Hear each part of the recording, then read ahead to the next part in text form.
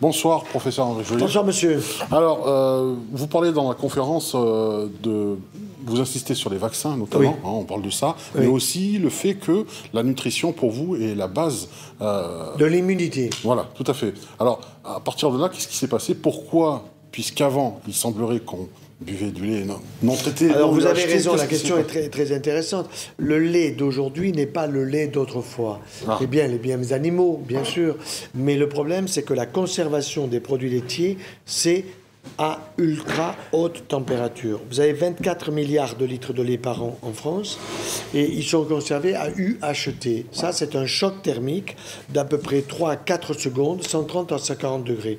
Donc, vous supprimez les germes, c'est exact, mais vous ne supprimez pas les facteurs de croissance qui sont des molécules extrêmement puissantes qui sont destinées, normalement, au veau, qui est le fils de la vache, qui est destiné à prendre 365 kilos en une année, alors que le petit humain, il prend 5 kilos. Et dans le lait de la maman, vous avez 4 fois moins de calcium. Vous avez moins de lactose dans le lait de la maman que dans le lait de la vache. Vous voyez? Vous avez des facteurs de croissance pour le cerveau de l'enfant, pas pour le cerveau du veau. Et les facteurs de croissance qui sont dans le lait de la vache sont destinés au veau qui va prendre ses 365 kilos. Mais au niveau du cerveau, excusez-moi, mais le veau, il est aussi con un an après quand il est né, quoi. Alors que le petit bébé, non. En fait, vous êtes en train de dire que le lait de vache est adapté à ces animaux-là, mais pas à nous. Mais C'est pas fait oui, pour à nous. l'heure présente, alors qu'autrefois, il pouvait l'être. Mais le problème, c'est la conservation industrielle. Pour des raisons de temps, pour des raisons d'économie et d'organisation, on a préparé un produit qui ne nous est pas plus destiné. C'est ça le problème. Qu'est-ce que je dois dire à ma famille, à ma femme, mes enfants, à mes amis, à mes patients? Qu'est-ce que je dois leur dire pour leur santé? Mais docteur, vous avez vu que c'est le poil qui est plus doux. Oui, alors? Ben, ça veut dire que la peau est plus douce chez l'humain. Ah, donc ma femme aura la peau plus douce. Et moi aussi, oui. Mais dites-moi, il faut en prendre combien par jour? Ah ben, vous avez vu qu'on a fait le calcul à partir de la statistique. 4 par jour. Petit-déj, repas du midi, repas du soir, et un avant d'aller au dodo. Oui, mais au bout de combien de temps je suis sûr que j'aurai la peau douce, moi? Elle me dit, et puis, ça sera où? Là ou là? Alors, elle me dit, mais de la tête aux pieds, docteur. Ah, formidable. Et combien il faut de jours? Ah ben, écoutez, on a fait le calcul, hein. C'est tout simplement 270 jours. 270 jours. Non-stop. Ah ouais, d'accord. À raison de 4 yaourts jour. Ça me fait bzef. Ça en fait beaucoup. Et si j'arrête, là, elle me dit, ah non, docteur, en 10 jours, vous flétrissez. Oh, j'ai trouvé ça adorable. J'ai dit à ma femme, tu vas flétrir, ma femme. Bon, tout ça, c'est du vent en tempête.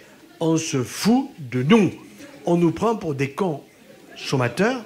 Le problème, c'est qu'on n'est plus consommateurs.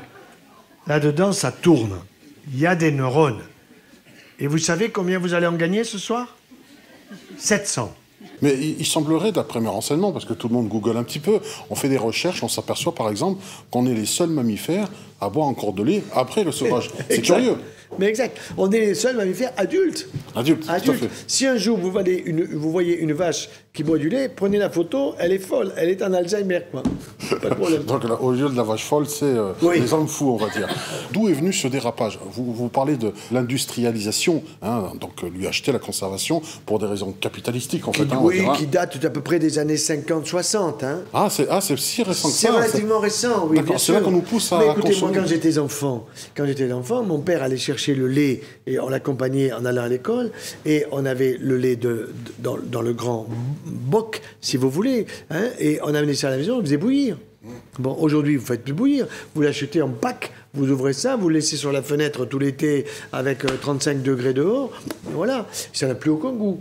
Bon, alors, c'est par l'intermédiaire des complications que nous avons vues, des pathologies qui sont des pathologies rhumatismales, digestives, etc., la réduction du système immunitaire, qu'on s'est rendu compte de ça.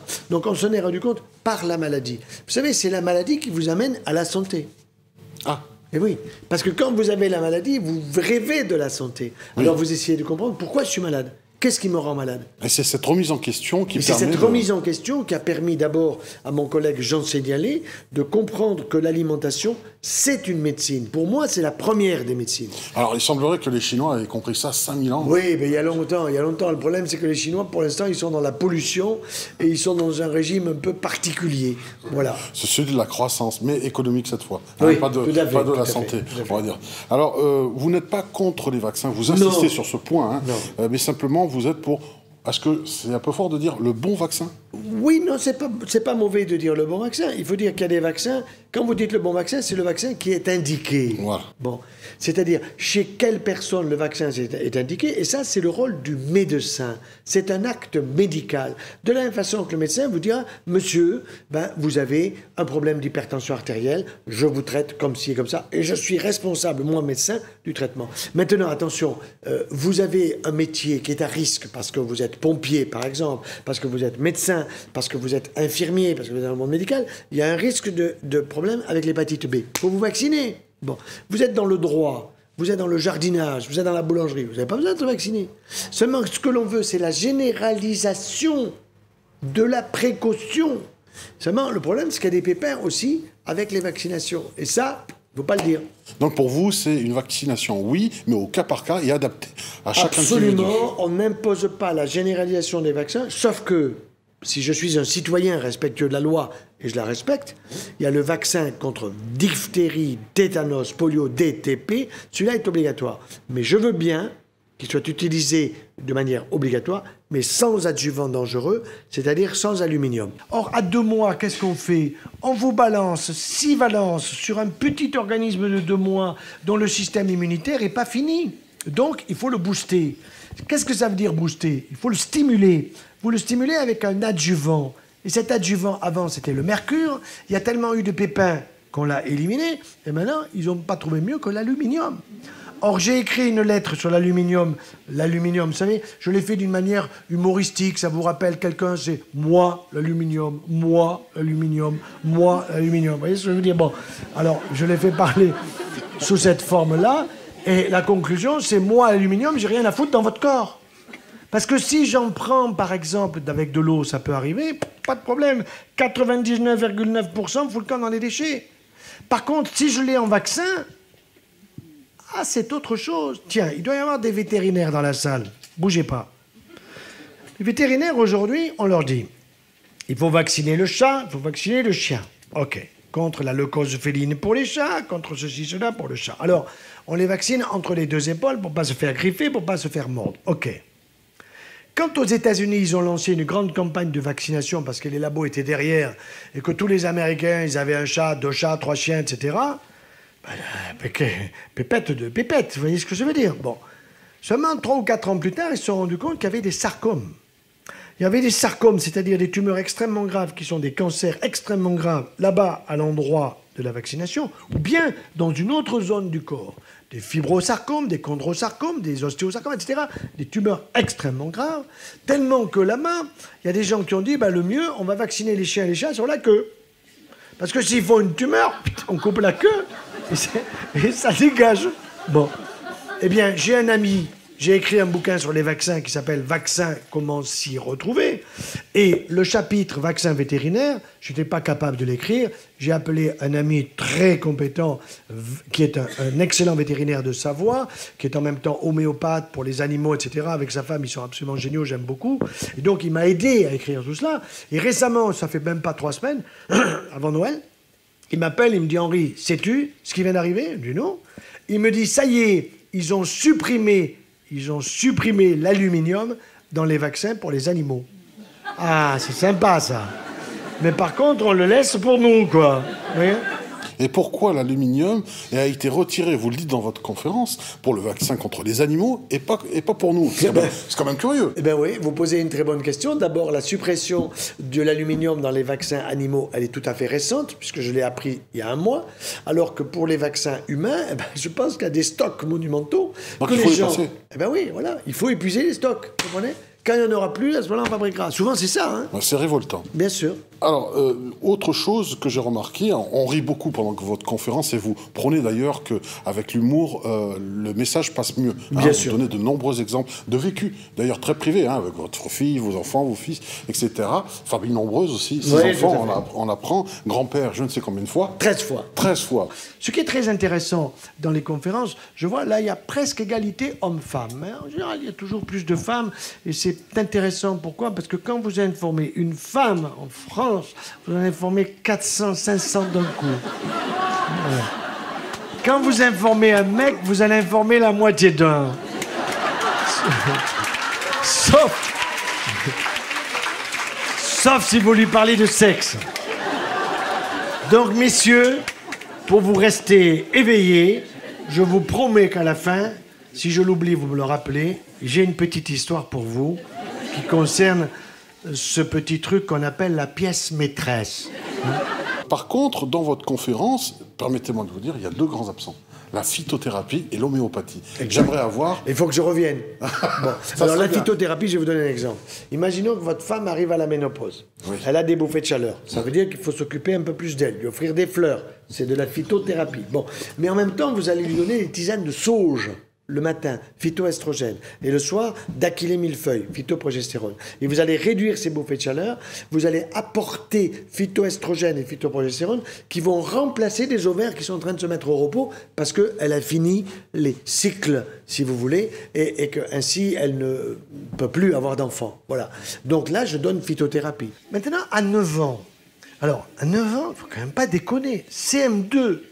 Allez expliquer à un petit de CM2, ils sont quand même pas idiots, même en CM2, qu'on va le vacciner, la petite ou le petit, mais c'est complètement aberrant.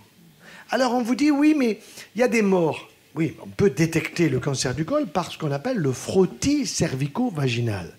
Le frottis vaginal, vous savez combien on en fait en France? On en fait 6 millions par an. Ça coûte chacun à peu près entre 50 et 70 euros. J'ai raconté la plus belle.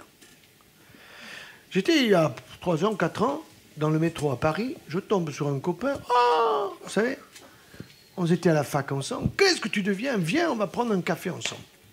Et il me dit, je suis gynéco à Paris, ça marche. Donc... Ah, du feu de Dieu. Très bien. Et bien, il me dit, aujourd'hui, j'ai fait une journée, je te dis pas, extraordinaire. Qu'est-ce que tu as fait? J'ai fait 40 frottis. Ah bon? Tu les as fait où? Devine. Ah, tu les as fait à ton cabinet. Tu les as fait à l'hôpital, à la clinique. Non, non. Mais où tu les as fait? Je sais pas, moi.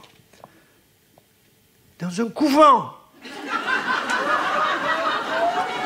Je dis, attends. Dans un couvent, aux bonnes sœurs. Ah, il me dit, ah non, mais écoute, elles sont sympas. Parce qu'elles me disent, c'est la première fois qu'elles ont les pattes en l'air. Alors, elle dit, docteur, on va prier pour vous. Je dis, mais attends, tu te fous de ma gueule? Il me dit, mais elles n'ont rien à payer, c'est remboursé par la Sécu. D'accord. Je dis, mais tu penses que tu vas trouver des cancers du col chez les bonnes sœurs là-bas? Il me dit, tu sais, avec les moines, on ne sait jamais. Abusif, on se fout du monde. Ah ben, il avait fait une belle journée, vous voyez? Non, mais on se fout du monde. Alors, il y a des femmes qui en ont besoin. Moi, je culpabilise personne. Il y a les papillons et il y a les imbéciles. Bon, si vous regardez un enfant qui a de l'acné, un enfant qui a de l'acné, c'est un enfant qui a une consommation excessive de produits laitiers, de protéines animales, de lipides animaux. On y revient. Là, je vais y revenir à phytothérapie. C'est quoi? Des fruits frais de saison. Phytothérapie, fruits frais de saison. En fonction de l'été, de l'hiver ou du printemps, vous avez des fruits qui sont différents. Je vais dire d'en prendre 4 à 6 par jour. Si possible, de l'agriculture biologique. C'est-à-dire pas avec des pesticides et des saloperies à l'intérieur. Vous voyez, je vais lui faire croquer, mastiquer du végétal. Et le problème aujourd'hui, c'est que notre alimentation, c'est 80% grosso modo de produits animaux et 20% de produits végétaux. Il faut inverser. Il faut aller vers 80% de végétal et 20% de produits animaux. Plus de salade, plus de légumes, plus de légumineuses, plus de fruits. J'ai un de mes frères aînés qui avait, comme on dit en médecine, une magnifique coxarthrose. Bon. Il avait mal aux 2 hanches quand il marchait et je lui fais faire une radio. Il me dit coxarthrose importante. J'amène ça à un collègue orthopédiste. Il me dit, écoute ton frangin, les 2 hanches sont foutues, il faut mettre une prothèse de chaque côté. Bon, tu peux faire ça le même jour? Non, on fait l'un après l'autre, c'est dangereux, ça peut saigner. Bon, ok, d'accord. Alors, on fait la première hanche, puis je vais voir mon frère à l'hôpital, et il râlait un peu, il disait, ouais, il y a des tuyaux, ça fait pas très mal, mais quand même. Et puis il y a la rééducation, et puis dans 3 mois, il faut recommencer, etc. Je dis, mais tu veux vraiment te faire opérer de l'autre hanche? Il me dit, mais j'ai mal. Il a raison. Il me dit, mais tu aurais une solution pour éviter? Oui, bien sûr. Quelle est ta solution, me dit-il? Il faut que ta femme écoute la mienne. Hein? C'est tout. Il faut que ta femme, c'est sa femme qui lui fait les repas, stop les béchamels, stop le beurre sur la tartine, stop les crèmes glacées, les crèmes brûlées, les ci, les ça, stop le gluten. On y arrive. Le pain, nous allons le voir. Bon, ça fait 8 ans qu'il a été opéré de sa première hanche. La radio n'est pas mieux. Il n'a pas été opéré la deuxième. Pourquoi? Parce que comme il fait gaffe, il ne prend plus le calcium. Comme il fait gaffe, il ne prend plus le gluten. Eh bien, il n'a plus le problème antigène-anticorps sur sa hanche qui reste coxarthrosique, mais qui n'a pas besoin d'être opéré parce que la douleur n'y est plus. Tout ce qui est végétal, à fond la caisse. Pas trop cuit. Pas trop cuit. Comme je l'ai dit, cuisson à la vapeur douce. Une cuisson courte. 4-5 minutes, maximum 20 minutes pour du poisson, pas plus. Voilà. Et là, vous n'abîmez pas l'aliment, vous ne transformez pas un aliment qui a des sucres complexes en sucre simple, qui fait que du sucre, vous allez faire du gras. Alors, vous expliquez aussi quelque chose qui, moi, m'a frappé. Le calcium est présent aussi dans les amandes, dans les... Bien sûr. C'est curieux. Je ne savais pas, on me l'apprend pas. Ben oui, mais on ne va pas vous le dire. Ah ben non, on va vous dire, il n'est que dans un produit blanc. Oui, vous comprenez? Il n'est que dans le lait. Mais ça, il ne faut surtout pas vous le faire savoir. D'autant que le calcium végétal est absorbé jusqu'à 75% par votre tube digestif. Si vous mastiquez bien, l'amande, il faut la mastiquer. La noix, il faut la mastiquer. La noisette, il faut la mastiquer. Les fruits, les légumes, etc. Bon. Et donc, si vous mastiquez bien, ce calcium sera parfaitement arrivé dans votre tube digestif et il va passer la barrière impeccablement jusqu'à 75%. Alors que le calcium animal, maximum, grand maximum, 40% est absorbé. Dans le meilleur des cas. Dans les déchets. Dans le meilleur des cas. Dans le meilleur des cas. Donc, non seulement le calcium végétal est de meilleure qualité, mais en plus mieux assimilé par le corps. Voilà, vous avez tout compris. Dans les 2 cas. Vous avez tout compris. D'accord.